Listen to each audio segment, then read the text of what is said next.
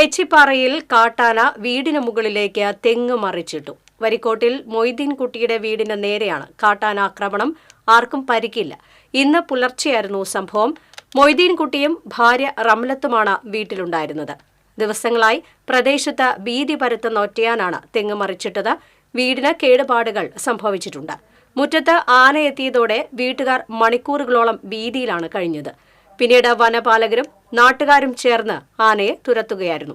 1 വർഷം മുൻപും ഇവരുടെ തറവാട് വീടിന് നേരെ കാട്ടാനാക്രമണമുണ്ടായിരുന്നു.